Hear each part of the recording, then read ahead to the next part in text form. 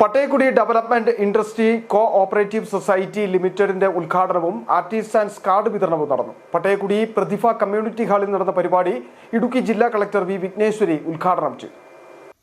കേരളത്തിൽ നിന്നും ആദ്യമായി ഭൗമസൂചിക പദവി ലഭിച്ച ഗോത്രവർഗ ഉൽപ്പന്നമായ കണ്ണാടിപ്പൈ നിർമ്മിക്കുന്നവരുടെ സൊസൈറ്റിയുടെ ഉദ്ഘാടനവും ആർട്ടിസർ കാർഡ് വിതരണവുമാണ് പട്ടയക്കുടി പ്രതിഭ കമ്മ്യൂണിറ്റി ഹാളിൽ സംഘടിപ്പിച്ചത്. ഇടുക്കി ജില്ലാ വ്യവസായ കേന്ദ്രത്തിന്റെ നേതൃത്വത്തിലാണ് പരിപാടി നടത്തിയത്.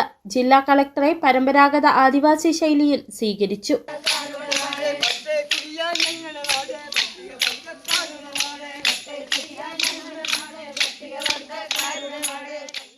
വണ്ണപ്പുറം ഗ്രാമപഞ്ചായത്ത് പ്രസിഡന്റ് ബിജു എം.എ. അധ്യക്ഷത വഹിച്ച യോഗം ഇടുക്കി ജില്ലാ കളക്ടർ വി വിഘ്നേശ്വരി ഉദ്ഘാടനം ചെയ്തു.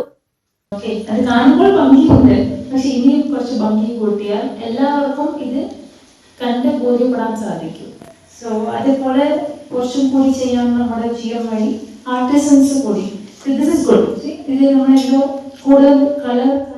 ആർട്ടിസൻ കാർഡ് വിതരണം ഇടുക്കി ജില്ലാ പഞ്ചായത്ത് മെമ്പർ ഷൈനി റെജി നിർവഹിച്ചു. ജില്ലാ വ്യവസായ കേന്ദ്രം ജനറൽ മാനേജർ ലിസിയാമ്മ ഷാമുവൽ ആമുഖ പ്രഭാഷണം നടത്തി. കണ്ണാടിപ്പായ ഭൗമസൂചിക പദവിയും സാധ്യതകളും എന്ന വിഷയത്തിൽ forest senior scientist doctor A V. Raghu class നയിച്ചു.